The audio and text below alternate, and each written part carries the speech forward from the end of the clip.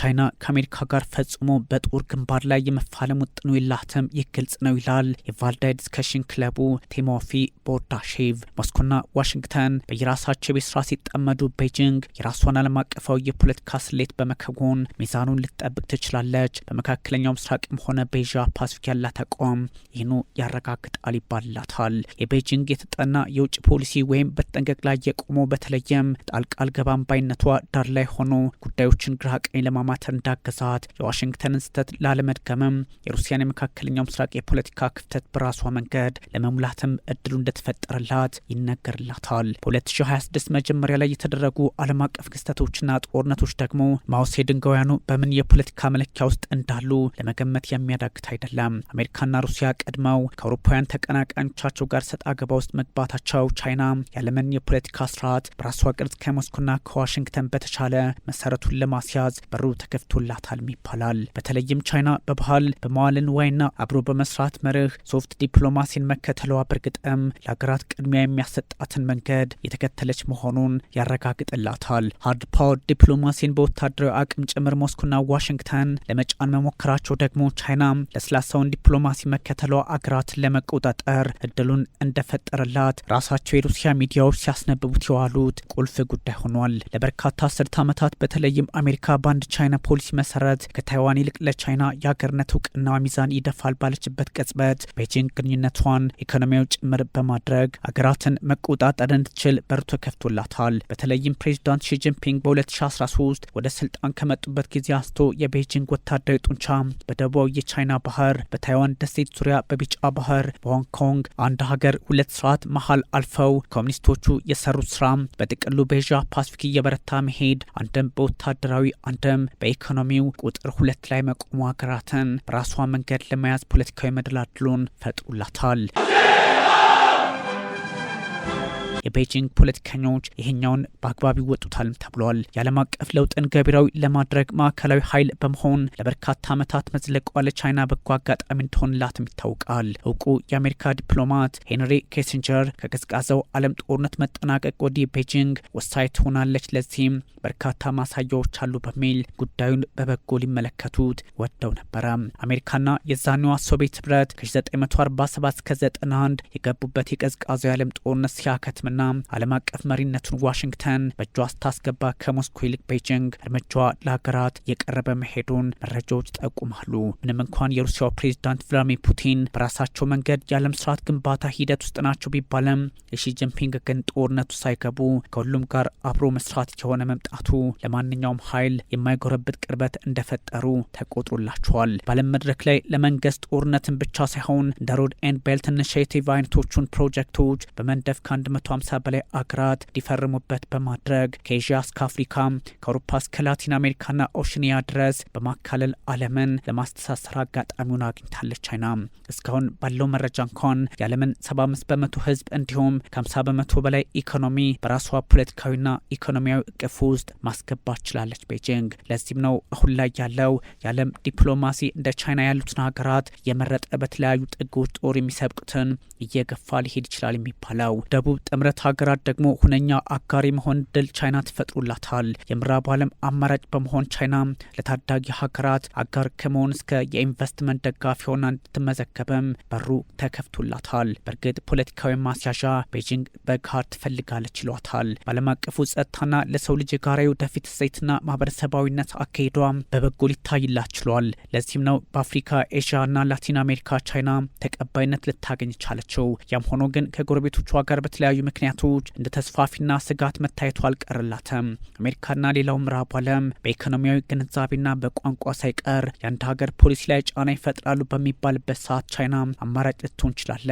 ቻይና ጣልቃ ለመግባት በሚለው ፖሊሲዋ የሀገራትን ቀልብ ተያዝ እንጂ እንደ ምዕራቡ ዓለም እየተመቸ አውደን ለዓለም አልፈጠረችም በሚልም የሚወቅሷት በርካቶች ናቸው። ለዓለም ፖለቲካ አሜሪካም ሆነች ሩሲያ እንዲሁም ቻይና ጠቃሚዎቹ እንደየሀገራት የውጭ ፖሊሲ ቆመና ሊታይ የሚችል ቢሆንም አሁን ላይ ግን ቤጂንግ የትኩረት ማዕከል እየሆነች መጥታለች። በሌላ በኩል ቻይና አጋር ባትሆንም እንኳን ለምዕራቡ ዓለም ሚዛን ናት በሚል ተቀባይነት እንዲኖራት ሆኗልም ይባላል። ሀገራት የራሳቸውን ፖለቲካ ምርጫ ውስጥ ለማስገባት ከአንድ አሜሪካ ወደ ቻይናም እንዲያዩ እድሉን አግኝተዋል። ቤጂንግ አማራጭ ነች የሚባለውም ለዚህ ነው። በጉዳዮች ላይ ገለልተኛ መሆንን መምረጧም አሜሪካ ቬንዙዌላ ላይ በፈጸመችው ጥቃት ረገብ ባለ መንገድ አውግዛ ጉዳዩን ማለፏም በኪዩባ ላይ የትራምፕ አስተዳደር የፈጠረ ባለው ጫና ጣልቃ አልገባም ፖሊሲዋ ቢሆንም ሰብሰብ ማለቷ ደግሞ አጋርነቷን ጥያቄ ውስጥ ያስገባባታል። በመካከለኛው ምስራቅ ጉዳይ ላይም ቢሆን ሄድ መለስ አይነት ፖለቲካ ውስጥ ናት። በስትራቴጂክ አጋር ልክ ምላሽ የመስጠት አዝማሚያው የላትም። ግን የራሷን ዲፕሎማሲ በመፍጠር በሆርሙዝ ሰርጥ መርከቦቿን ለማሳለፍ የጣረች ነው በሚልም ሀሳቦች ይጋራሉ። ኢራን የብሪክስና ሻንካይ ትብብር ድርጅት አባል ሆና ሳለም ከዋሽንግተን ጋር ቀጥታ ከመላተም ይልቅ በድርድር ስም ሰፊውን ስትራቴጂካዊ ጥቅሟን ያስቀደመች መሆኑን የሚያሳዩ መረጃዎችን መውጣታቸውን ቀጥለዋል። በእርግጥ አሁናዊ የዓለም ዲፕሎማሲ ከጥቅም አንጻር የተቃኘ በመሆኑ ቻይና በዚህ ልክ ብትንቀሳቀስም አግባብነት ያለው መሆኑን በርካቶች የሚያምኑበት ሆኗል። በዛ ላይ ፕሬዚዳንት ዶናልድ ትራምፕና ቭላድሚር ፑቲን ለ90 ደቂቃ ያህል በስልክ ሲወያዩ ያነሷቸው ሀሳቦች የመካከለኛው ምስራቅና የሩሲያ ዩክሬን ጦርነት መሆኑ በእርግጥም ቻይና መሀል ላይ የቆመ የፖለቲካ አውድ ላይ መሆኗን በግልጽ ያስቀምጥላታል። ትራምፕና ፑቲን ሲነጋገሩ በርካታ ሀሳቦችን ከሆርሙዝ ሰርጥ አንጻርም አንስተዋል ይባል እንጂ የቻይናው ፕሬዚዳንት ሺ ጂንፒንግ ደግሞ የሁለቱን መሪዎች ውይይት ካደመጡ በኋላ ፕሬዚዳንት ዶናልድ ትራምፕ ወደ ቻይና ከሳምንታት በኋላ ብቅ ሲሉ የራሳቸውን የፖለቲካ ምዕራፍ ይጽፋሉ ተብሎ የሚጠበቅበት አውድ ተፈጥሯል። The world's leading superpowers. For us, our love for the motherland, our eagerness to protect it, to defend it, stands above all. ዓለም በየቀጠናው በሚፈጠሩ ግጭቶች ስራ በዝቶባታል። ዲፕሎማሲያዊ መፍትሄን ማምጣት ተስኗት ከመግለጫ መሻገርም ከብዷታል። በባልቲክና በዙሪያዋ ሩሲያና የሰሜን አትላንቲክ የጦር ጥምረት የገቡበት ወታደራዊ ቅርጽ ያለው ውጥረት ደግሞ አዲሱ የዓለም ፖለቲካ የትኩረት ማዕከል እየሆነ መጥቷል። በዚህ የስጋት ጊዜ እንደ ኢስቶኒያ ያሉት ሩሲያ ጋር ዲፕሎማሲውን እናስቀድም፣ አዲሱ ውጥረት ዋጋ ያስከፍለናል ሲሉ ጀርመን ዩክሬን ለሩሲያ ግዛት አሳልፋ ካልሰጠች አንዳንድ የአውሮፓ የፖለቲካ መርሆች ህይወት አይኖራቸውም ማለቷም የመንግስታቱ ድርጅትም ሆነ ዓለም ትኩረታቸውን ወደ ቀጠናው ማድረግ እንደሚጠበቅባቸው ፍንጭ ይሰጣል። የሩሲያው ፕሬዝዳንት ቭላድሚር ፑቲን ጊዜ የጠበቁ የሆርሙዝን ፖለቲካ ኔቶን ከማፍረስ እስከ አውሮፓን እርስ በርስ ማጋጨት ፖለቲካዊ ጥርጣሬ እየፈጠሩ ነው፣ ያሴሩበት ነው የሚል መረጃ ከመጋራቱም አንጻር ፖለቲካዊ ውጣ ውረዶች ዛሬ ትርጉም አልባ እየሆኑ መጥተዋል። እነሱ እኛን አያውቁንም፣ ራሽያን አይረዷትም፣ የራሽያን ህዝብ አይረዱትም። ለእኛ ለእናት ሀገራችን ያለን ፍቅር፣ ለመከላከልና ለመጠበቅ ያለን ጉጉት ከሁሉም ነገር በላይ ነው። በሁሉም ቁልፍ ጉዳዮች ሁሉም ፓርቲና ክልል አንድ ላይ ይቆማል። እኛ ሁሌም አንድ ላይ እንሰራለን።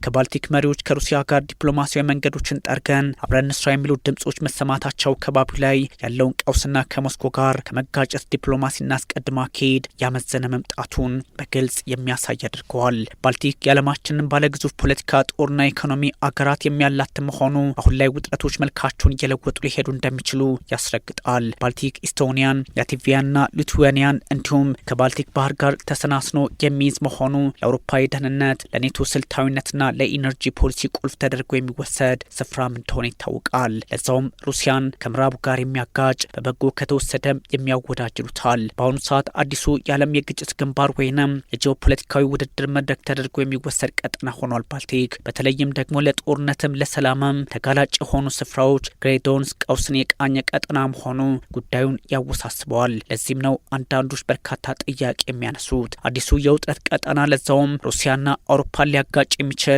የበላይ ሆኖ የሚወጣ ኃይል ደግሞ አዲሱን የዓለም ስርዓት ለመቆጣጠር እድሉን ያገኛልም የሚባለው ከቀጠናው አስፈላጊነት አንጻር ነው። ድንበሮችን ችላ ማለት ለነገ ጦርነት በር እንደመክፈት ነው። ይህ እንዲሆን መፍቀድ መቻል የለብንም። ሉዓላዊነት ማለት እኮ የራስን የወደፊት ዕጣ ፈንታን መምረጥ ነው። ዩክሬን መርጣለች፣ የአውሮፓ ዕጣ ፈንታን ጭምር። በዋናነት ፈንጠር ብላ የምትገኘው የሩሲያዋ ካሊኒንግራድ ተጠቃሽም ናት። ግዛቷ በፖላንድና ሊቱዌኒያ መካከል የምትገኝ ከመሆኗም በላይ እጅጉን ወሳኝ ለሞስኮ የባህር ኃይሏና ሚሳይል ስርዓቶቿን አጥመዳ ወደ ኔቶም አውሮፓ ህብረትም ካሰኛትን በተናጠል ባልቲኮቹን ጨምሮ ጎረቤቶቹን ለማስፈራራት እንደ ቁልፍ መሰረት የምትወሰድ ቦታ ናት። የሳይበር ጥቃትን ለመፈጸም እዚሁ አካባቢ መንቀሳቀስ እንደሚያሻም የሩሲያው ፑቲን ያምኑበታል። በባልቲክ ውስጥ ያሉ መሰረተ ልማቶችን እንደ ኖርድ ስትሪም ያሉ ወሳኝ መስመሮችን ለመቆጣጠርም ቀጠናው ላይ መቆምን ይጠይቃል ተብሏል። የሰሜን አትላንቲክ የጦር ጥምረት የሩሲያን አቅምና የጦር እንቅስቃሴ ለመለካት እንደ ምርምር ላቦራቶሪ አድርጎ የሚወስደውም ቀጠና ነው ተብሏል። አሁን ላይ ፊንላንድና ስዊድን ኔቶን መቀላቀላቸው የአካባቢውን አየር ክልልና ባህር ውስጥ እንቅስቃሴ ለመቆጣጠር እንዲሁም የበላይነቱን ለመውሰድ የጦር ጥምረቱ እድሉን አግኝተዋል። ከባልቲክ ባህር ወደ ኔቶ ውቅያኖስ አካባቢው ሆኗል በሚል በርካታ ጥያቄዎችም እንደዚሁ ከክሬምሊን በኩል ይወጣሉ። ይህ ሁሉ ፖለቲካዊ ትርምስ የሚያሳየው ቀጠናው ላይ ያለውን እንቅስቃሴ ሩሲያ በስጋት እየተመለከተች መሆን ነው። ፖለቲካዊ ውጥረቱ አሁን ላይ እየነገሰ ባለበት የባልቲኳ ኤስቶኒያ ፕሬዝዳንት አላርካሪዝ ከሩሲያ ጋር ውይይት እንዲደረግ ጥሪ ማቅረባቸው መዘገቡ ከውጥረት ወደ ሰላም መምጣት ለቀጠናው በጎ ውጤት እንዳለው የሚጠቁም ነው። አውሮፓ ህብረት ከሩሲያ ጋር ለመወያየት መዘጋጀት እንዳለበትም አሳስበዋል ፕሬዝዳንቱ። የአውሮፓ ህብረት ሀገራት ራሷ ኤስቶኒያ እንዲሁም የህብረቱ ቁልፍ ሰዎች እንደነ ካጃ ካላስ ያሉት እንዲሁም የሰሜን አትላንቲክ የጦር ጥምረት የቀድሞ ዋና ጸሐፊ ጀንስ ስቶልተንበርግና የአሁኑ ማርክ ሩቴ ሳይቀሩ ሞስኮ ጋር የሚደረግን ውይይት አይቀበሉትም ነበር። ላለፉት 4 ዓመታት አይንና ናጫ ነበሩ። ዛሬ ምን ተገኝቶ እንዲህ አይነቱ ውጥን ይፋ ሆነ የሚል የስጋት መረጃም እየወጣ ነው። በእርግጥ ሞስኮና ምዕራቡ ከ1947 እስከ 91 ሶቪየት መፍረስ ድረስ እንዲሁም እስካሁኗ የሩሲያ ፌዴሬሽን ድረስ ይተዋወቃሉና ፖለቲካዊ መለኪያው በቀላል ስሌት የተሰራ ላይሆን ይችላል። አዎ እሳቸው አሁንም የምዕራቡ ጥምረት ስጋት ናቸው። ምንም ጥያቄ የለውም። እንደማስበው ፕሬዚዳንት ትራምፕ ፑቲን ለመፈተሽ ይህ ጥሩ አጋጣሚ ነው። ምን ያህል ርቀት እንደሚጓዙም የምናየው ይሆናል። ሩሲያ ኤስቶኒያን ታጠቃለች የሚሉ ኃይሎች የሐሰት ትርክት ውስጥ ነው የገቡት በሚልም ፕሬዚዳንቱ አጣጥለዋል። የራሳቸው ስጋት ያለባቸው ሀገራት ችግሩን ለእኛ እያደረጉት ካልሆነ በስተቀር በሞስኮ በኩል ስጋት የለብንም ብለዋል ካሪስ። ራሳቸው ፈርተው እኛ ላይ ጫና ፈጠሩ ነው ጉዳዩ።